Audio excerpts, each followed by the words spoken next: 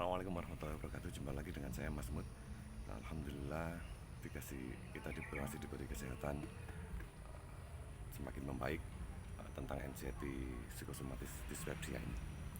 Alhamdulillah di bulan ke-6 ini uh, saya ingin berbagi cerita atau menerangkan tentang sensasi yang masih ada di bulan ke-6 ketika kita sudah jauh membaik. Jadi sensasi terlama di setiap orang itu berbeda-beda ya.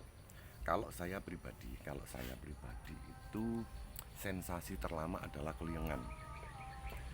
Keliengan itu memang karena ada dua faktor sebenarnya. Kalau saya cermati, saya sudah mulai bisa memilah. Ini kenapa kok saya masih keliengan itu? Ada dua. Yang pertama, kita telat makan, kekurangan nutrisi di dalam tubuh, karena memang kita ini anxiety disorder ya, pemikir banget. Apapun yang kita lakukan itu jadi sangat berhati-hati. Itu ketika kita lagi berpikir itu kita bisa kelingan. Yang pertama pikiran dulu lah, pikiran dulu. Jadi ketika kita lagi mikir berat atau kita lagi kumat-kumat, setengah-setengah cemas atau perasaan nggak enak segala macam itu, kita bisa kelingan. Kita nggak bisa menapak dengan baik dan benar. Kedua, itu karena makanan. Kita telat makan, lambung kita membutuhkan asupan, sedangkan di lambung lagi kosong banget dan kita sudah telat banget. Itu akhirnya reaksinya yang terasa itu adalah kelingan. Tapi ketika pikiran kita sudah agak sehat, lambung kita yang masih kurang sehat, itu kan selalu berkaitan ya.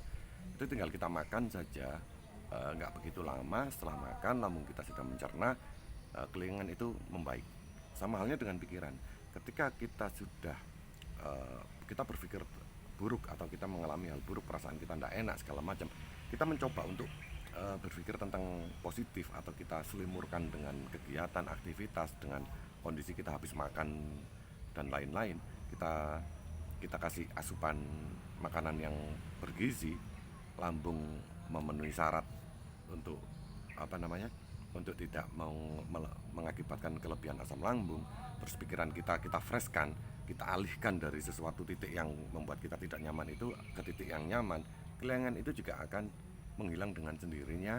Maksudnya sebenarnya masih ada, tapi kita tidak memikirkan itu. Jadi kita tidak apa ya, kita tidak sadar bahwa kita lagi kelingan, tapi kita tidak memikirkan. Jadi kita baik-baik saja gitu. Meskipun kelingan sedikit, suka kita ngerasa masih ada kelingannya, biarin.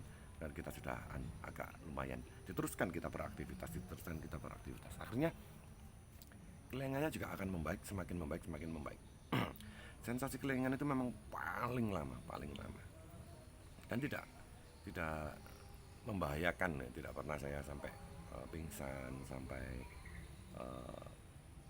sampai sesuatu yang buruk terjadi. Alhamdulillah tidak pernah, karena memang itu hanya sensasi saja, sensasi kelingan, dan itu terlama. Dari awal kita sakit yang kita tidak merasa sama sekali kelingan itu, kalah sama cemasnya, kalah sama takut M-nya, takut P. Kelingan itu kita tidak begitu merasa. Nanti di bulan kedua, ketiga itu baru kelingan itu baru mulai mengganggu. Kenapa? Karena yang cemasnya sudah mulai menurun, terus tidak pernah panic attack. Kita tidak berpikir tentang panic attack lagi, sudah berpikir hanya tentang kecemasan aja, mulai berpikir tentang bagaimana cara sembuh, mulai berpikir tentang ini. Nah ini kelingan ini sudah mulai muncul. Sampai saya di bulan 6 ini kelingan masih ada. Tidak kelingan sama sekali pernah. Ketika asupan gizi sangat baik dan saya tidak berpikir apa-apa, pagi saya bangun kondisi fresh, menyegarkan sekali, kondisi perekonomian baik-baik saja, kondisi keluarga baik-baik saja, istri senyum, anak senyum, orang tua ketika kita datangi orang tua senyum, semuanya ketika baik-baik saja. Kelingan itu tidak ada. Kita bisa seolah sampai lupa bahwa kita ini lagi perawatan anxiety disorder psikosomatis. dan dispepsia sampai kita lupa. Itu bisa pernah terjadi, sesekali itu terjadi, dan saya tingkatkan lagi agar bisa seperti itu terus. Jadi kelingan itu kapan kapan selesainya? Kelingan itu jangan dipikirin, nanti kita tidak berpikir tentang kelingan, akhirnya kita tidak merasakan kelingan lagi.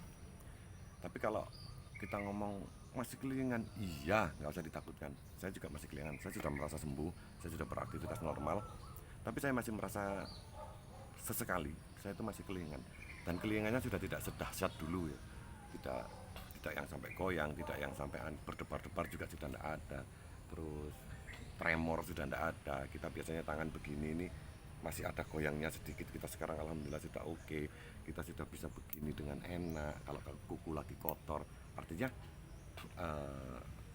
psikosomatisnya itu sudah mulai menghilang. Asam lambung juga sudah mulai menghilang, jarang sekali kumat karena kita tidak begitu banyak berpikir. Jadi saya pernah ada kejadian lucu, sudah kondisi sehat begini, 2 hari yang lalu saya diajak teman-teman saya untuk makan durian. Saya takut, tapi teman saya itu memaksa sekali, sangat memaksa. Buka lagi pak, buka lagi pak, buka lagi. Kita hanya berlima, kita beli durian itu kalau nggak salah sekitar 13. Artinya per orang itu bisa bisa dua, habis dua. Kalau saya kemungkinan ya habis dua lah. Durian yang segede-gede telapak kaki. Waktu itu saya ukur itu kaki saya itu, sepatu saya itu 43 cm. Durian tersebut sepanjang 43 cm. Saya habis dua. Apakah saya tidak khawatir? Khawatir toh. Saya khawatir. Saya pulang, saya nyetir. Di jalan ini saya khawatir. Akhirnya karena waktu menunjukkan hampir maghrib, saya putuskan untuk berhenti di masjid. Saya ambil wudhu, saya sholat dengan teman-teman. Alhamdulillah setelah sholat sedikit membaik. Saya berdoa, ya Allah, durian 2 tadi yang saya makan itu jadikan energi, mohon dijadikan energi untuk kesehatan dan kesembuhan saya. Saya berdoa seperti itu. Saya tidak berpikir negatif tentang hal itu. Saya bermain dengan pikiran saya. Dulu saya pernah melakukan hal itu. Ketika saya minum kopi, di bulan keberapa saya lupa, saya pernah minum kopi. Saya pikirin terus kopi tersebut. Akhirnya bereaksi dalam tubuh saya, dalam pikiran saya. Akhirnya saya jadi cemas setelah minum kopi tersebut. Di bulan keberapa itu waktu belajar minum kopi. Terus saya tunjuk itu kopi ke teman saya itu. Ini yang bikin penyakit saya ini. Saya bilang gitu waktu itu. Jadi penyakit betulan. Karena ucapan adalah doa. Kalau durian kemarin tidak, saya menyikapi dengan lain. Saya sikapi dengan begini. Ya Allah, semoga durian ini jadi bisa menjadi energi dalam tubuh saya agar bisa menjadi kekuatan dan kesembuhan buat diri saya. Karena sudah terlanjur masuk loh ini, sudah dimakan ini 2 itu. Akhirnya saya pulang, saya tunggu reaksi. Ada reaksi enggak sih? Kelingannya enggak. Ada reaksi enggak? Ada reaksi enggak? Enggak. Hanya bukan cemas ya. Hanya ini saja. Perasaan enggak enak aja, perasaan enggak enak. Jadi enggak yakin apa yang sudah dimasukkan dalam mulut itu tadi. Terus saya jalani hari tersebut, sempat agak takut. Saya sudah bilang untuk jadi energi. Akhirnya saya main ke tempat teman saya yang punya treadmill itu. Saya datang ke sana, assalamualaikum, waalaikumsalam. Mau ngapain maghrib itu? Mau treadmill. Oh ya silakan pakai. Saya pakai. Dia sambil lihat, kok olahraganya tumben maghrib nggak sore? Oh iya tadi baru keluar sama teman-teman. Saya treadmill, saya jalan sekitar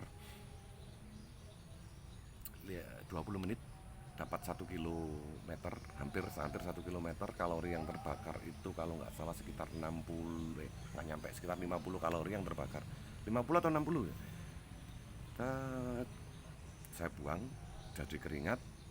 Terus saya bersantai dengan dia, nongkrong-nongkrong, ngobrol-ngobrol, ngerokok lagi. Terus jam 10 saya pulang dan tidur terlelap. Yang saya takutkan adalah katanya kalau makan durian kebanyakan, apalagi kondisi sakit, itu bisa nyeri sendi kaki segala macam itu. Ternyata begitu saya bangun pagi, tidak ada masalah, fresh, alhamdulillah. Jadi setiap kita makan sesuatu itu ketika kita sudah agak sembuh, kalau yang masih sakit jangan ya, tapi kalau agak sembuh harus dipaksakan untuk berani memakan apa yang sudah pernah kita makan dulu. Kalau saya sudah mulai agak sembuh, jadi saya sudah mulai memaksakan apapun. Saya itu makan gado-gado lagi, gado-gado bumbu kacang, padahal saya itu tidak berani sama kacang kemarin. Sekarang saya makan kacang, reaksinya hanya kalau di lambung enggak ya, reaksinya hanya di sendi-sendi ini agak. celkit dikit lah, dikit aja, itu berarti peredaran darah kurang lancar. Caranya apa? Jalan kaki. Setiap kali saya merasakan ada sensasi, saya langsung jalan kaki. Bahkan ketika sensasi itu keliengan, yang paling saya takutkan, yang paling lama di diri saya, itu saya jalan kaki. Saya jalan kaki. Jika saya mengalami kelengian dasar, saya jalan kaki. Jika saya mengalami sakit di lambung, saya jalan kaki. Jika saya mengalami pikiran yang sangat nggak enak, perasaan yang nggak enak, saya jalan kaki. Jadi per hari ini obat paling ampuh untuk diri saya itu ya jalan kaki. Sementara ini, alhamdulillah sudah mulai semakin membaik, semakin membaik, dan saya berusaha terus agar bisa sembuh dengan cepat. Saya tidak mau berlarut-larut seperti teman-teman yang sampai tahunan. Saya pelajari betul, saya lihat betul video-video mereka. Terus ketika mereka bilang jangan seperti saya, cukup saya aja yang sembuhnya lama, saya kasih ilmunya, itu saya pelajari betul. Ketika youtuber bilang seperti itu, saya pelajari betul. Ternyata ketika tahapan itu kita lakukan dengan baik dan benar, kita bisa membaik dengan cepat. Jadi kita tidak perlu waktu tahun, kita hanya butuh waktu bulan. Bahkan saya sangat bangga dengan orang, sampai saya jabri orang tersebut, katanya 1 bulan dia bisa sembuh. Meskipun di dalam otak saya sepertinya tidak mungkin. 1 bulan itu masih takutnya dahsyat. Setelah kena panik attack 3 kali, itu takutnya sangat horor. Setiap yang kita lakukan horor sekali. Kalau 1 bulan sembuh, di otak saya tidak mungkin. Atau kalau orang tersebut mungkin kadar sakitnya tidak seberat saya, mungkin itu bisa terjadi. Kalau saya, di otak saya tidak mungkin itu, tidak mungkin. Tapi kalau membaik dalam 5 bulan jauh lebih baik, sudah bisa beraktivitas seperti orang normal lagi. Ya, saya sepakat. Saya mengumpamakan diri saya sendiri. Ada yang 4 bulan, ya saya juga akhirnya bisa bersepakat. Orang tersebut berarti bisa menerapkan pola yang lebih bagus, atau kadar sakitnya itu tidak sedalam saya atau begitu. Saya juga tidak pernah bilang teman-teman yang sakitnya lebih dari 1 tahun itu kurang bisa ini. Enggak, saya tidak bilang itu, karena mungkin penyakitnya, sakitnya beliau itu memang lebih parah dari kita. Cuman saya berpegangan pada semua youtuber yang pernah saya pelajari, saya lihat itu, mereka bilang cukup saya saja yang mengalami tahunan. Sebenarnya ini penyakit rumahan, ada yang bilang gitu. Sebenarnya bisa dilakukan dengan cepat. Jika sampai melakukan metode ini dengan baik dan benar, sampai akan sembuh dengan cepat, sampai akan sembuh. Ada banyak kata-kata yang seperti itu yang saya tanamkan di pikiran saya.